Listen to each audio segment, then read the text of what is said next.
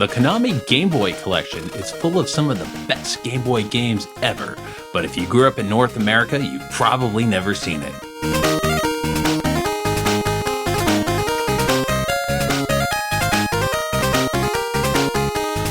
8-bit joystick. What if I were to tell you that Konami took some of their best Game Boy games and released them on an affordable, fun collection across 4 volumes and then did not bring them to North America? The Konami GB Collection was first released in Japan in 1997 through 1998, and each of the 4 volumes contained 4 certified banger Game Boy games that were updated for the Super Game Boy support, giving each game cool color borders when played on the Super Game Boy for Super Nintendo or Game Boy Player for Nintendo GameCube. This collection is full of Konami classics, but not for North American gamers. It was a case of contradiction. Get it? However, they did make updated versions for the Game Boy and Game Boy Color in 2000, but they only released them in Europe. Now, on to the games. Starting the collections off right, Volume 1 has 3 of the all-time greatest Game Boy games. Nemesis is a portable entry in the Gradius side-scrolling spaceship shooter game series, despite it not being called a Gradius game. This is right when game developers realized that their existing Famicom game series would have to be simplified in order to work on Nintendo's portable Game Boy hardware, and it works. Not only is this one of the earliest shmups on the Game Boy, it's one of the best. It is a tough-as-nails original-style Castlevania action game. This is quite fun despite having some brutally difficult jumping, and your hero is about as graceful as a tank. To top it all off, Konami added the Gradius punishment of when you get hit, you actually lose your power-ups, making a difficult game way harder. It has freaking great music, with some great Game Boy renditions of classic Castlevania music, as well as some dope original tunes. It was remade as Castlevania The Adventure Rebirth for the WiiWare service. As one of the earliest Game Boy releases, it was an absolute must-have. It is well remembered for its fun and brutal difficulty. This is a top-down F1 racing game and feels like a throwback to early 80s racing games like Sega's Turbo. F1 racing was popular in Japan, and Nintendo themselves made their own racing games.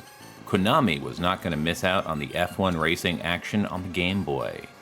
It's actually pretty fast, and the fact that the car is kept towards the bottom of the screen allows you to actually see a bit of the oncoming track and hopefully give you enough time to react to it. It is impressive that they were able to pull off a racing game on Game Boy.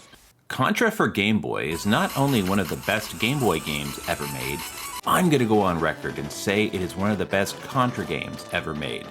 It has fast action, great music, and it is a crying shame that more people aren't singing its praises. It is a faithful translation of Contra's core gameplay to the Game Boy. Ironically, the European version of the game on the European release is called Probotector, but it actually has the human characters instead of robots. You really shouldn't pass up the portable Contra games. One of the few advantages of not experiencing it back in the day is you get to discover it for the first time. So if you haven't played Operation C, now is a darn good time to check it out. Konami GB Collection Volume 2, also known as European Konami GB Collection Volume 3. From here on out, the numbering scheme differs between the Japanese and European release.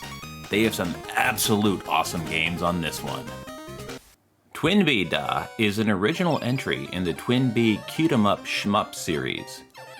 You play as a cute little craft with hands, and the game scrolls vertically and you shoot down flying foes. Not only is this entry pretty tough and it is a decent challenge, but it was only released in Japan before the European release of the Game Boy Collection. I remember the Twinbee game series were some of the first Super Famicom games that I ever emulated in SNES 9X back in the early 2000s. You might say that the early emulator scene was full of Twinnovation. Twinbee is yet another staple Konami game line that modern Konami has totally ignored, but you can prove them wrong and show them by playing this game. This is an old-school Gambare Goemon entry that features a storyline and a ton of semi-free roaming side-scrolling action. Goemon is a lovable Japanese folktale thief who helps the poor and punishes the rich and powerful. However, the real crime is the fact that Konami has kept so many of his games in Japan. This one is a three-quarter perspective beat-em-up game where our hero is off on a quest to go across Japan and rescue his friend Ibisumaru. Goemon uses his long gold smoking pipe and throws coins at bad guys to raise the Goi monetary value, if you will.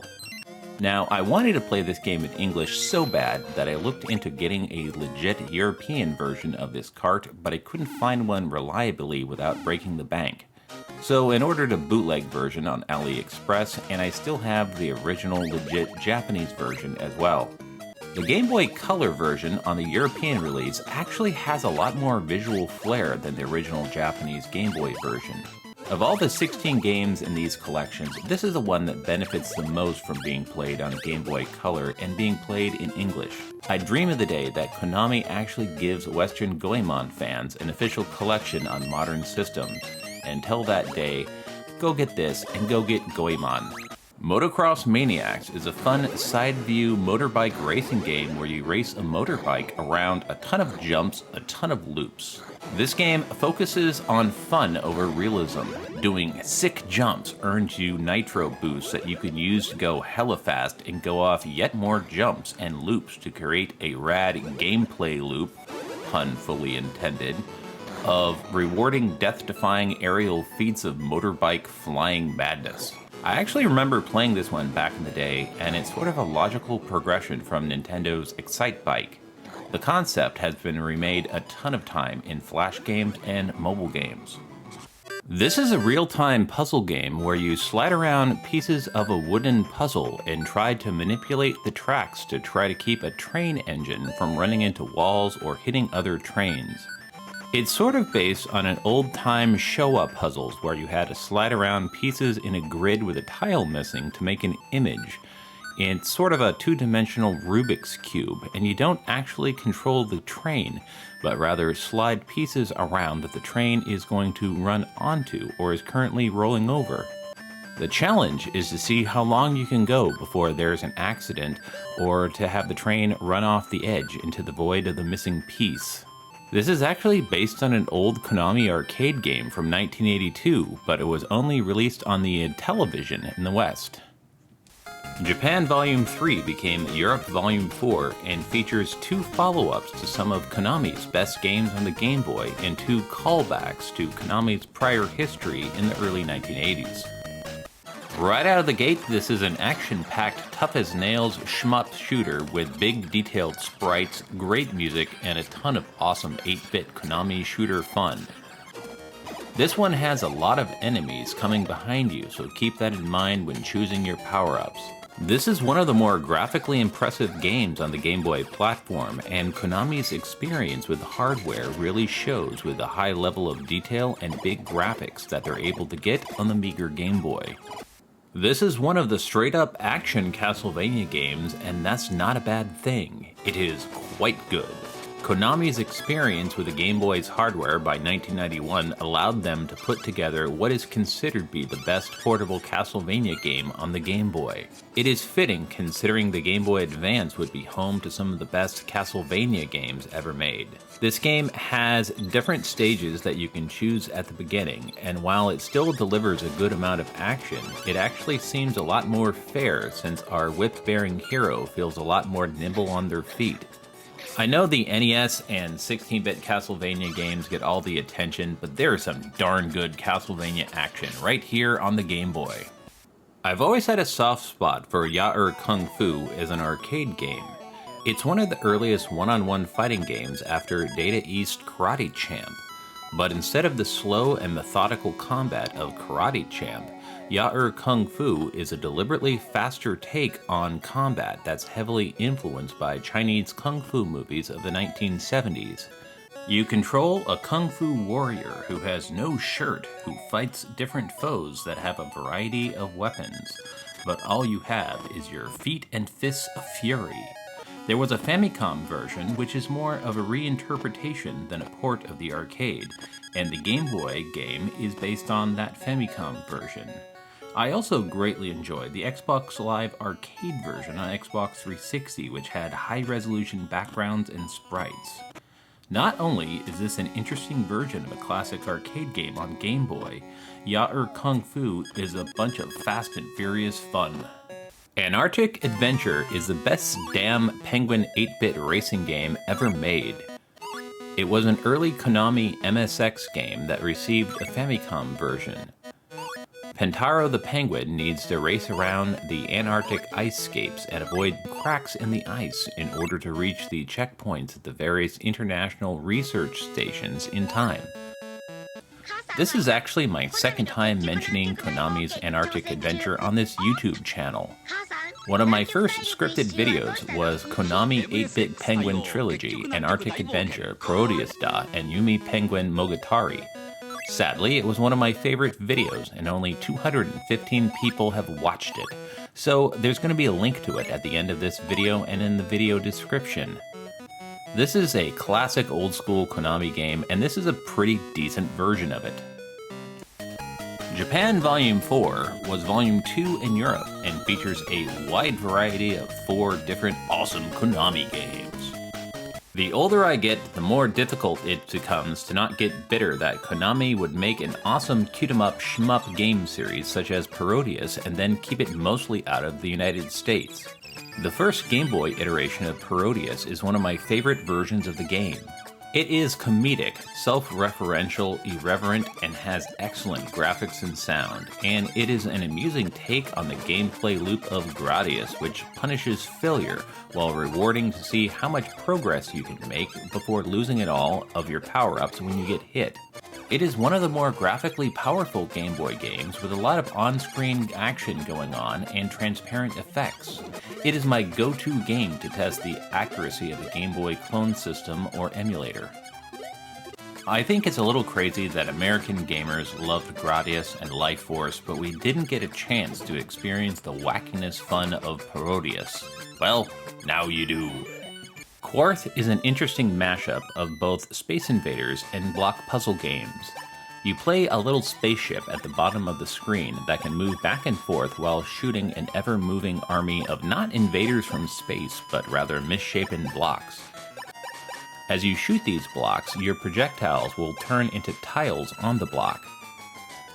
A filled-in and completed rectangle or square will disappear. The rows of blocks will descend faster and faster, and if you mess up and give the shape an extra shot, then you will give yourself more and more work for yourself in order to get a perfect rectangle to disappear the block. Once the blocks pass the line of defense of your spaceship, the game is over. Much like peanut butter and chocolate, rice, and umeboshi salted pickle plums, it is 2 great tastes of spaceship shooters and descending block games that go great together in this fascinating remix mashup of the 2 genres. Konami has released several arcade-style Olympic sports games, often tied into the various Summer Olympic Games. This has a rendition of the 100-meter dash, the long jump, the 110 hurdles, the javelin throw, and the triple jump. In the 1980s, Konami actually had the audacity to release an optional controller that consisted of extra buttons that you had to pound over and over again to do their sports games. This is crazy considering the Famicom actually has 2 controllers and 2 buttons already built into it. It's a little lonely to play against the computer and not a human player, and it works better if you place the Game Boy on a table and hit the buttons with both hands. But you can have a track and field day with this one. Pun fully intended. Frogger is an arcade port of one of Konami's earliest games to reach American arcades. I greatly enjoyed the ColecoVision version as a kid.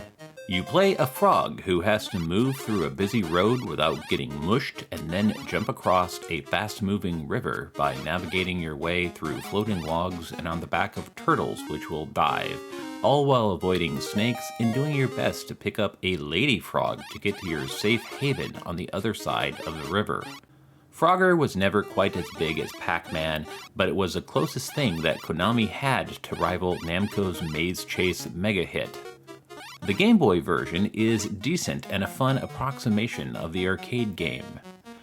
During my travels, if I ever come across the Frogger arcade game, I am legally required to put in quarters and play it when I have the Frogger-tunity. The Japanese versions of these collections are surprisingly playable and accessible to Western gamers that don't speak Japanese. The actual titles of the games are in katakana, but once you load up the game, you shouldn't have any major language barriers for all but one game. The only game that has a significant amount of Japanese dialogue is Ganbare Goemon Saurate Ibamazu, Mystical Ninja starring Goemon on Japanese Volume 2 and European Volume 3. Another big change that they made with the European release is that they removed the Super Game Boy enhanced borders, but they added expanded color modes when played on a Game Boy Color or a Game Boy Advance. The graphics weren't completely redone, but rather they redefined each sprite to have the 4 Game Boy colors rendered in 4 different hues, so each character is a different color than the background. This is a similar effect that Nintendo did when you play certain Nintendo-made Game Boy games on a Game Boy Color system.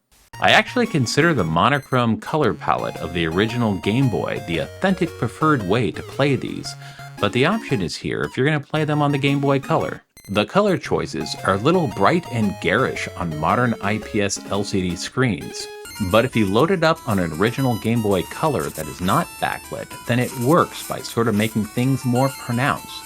It actually comes across as pretty subtle graphical flavoring on an original Game Boy Color and Game Boy Advance hardware. It doesn't go as far to make it look like an original legit Game Boy Color game or NES games, but it was a neat little color palette programming trick to make those OG Game Boy games a little more palatable for Game Boy Color owners at the time. Pun fully intended. Next, I'm working on a series of videos for good girl games on retro systems that you might not know about. My kitty Guy here wanted to let you know that we make awesome videos like this each week, so make sure you are subscribed to this channel so you don't miss them. This is 8-Bit Joystick. Stay awesome. Play retro.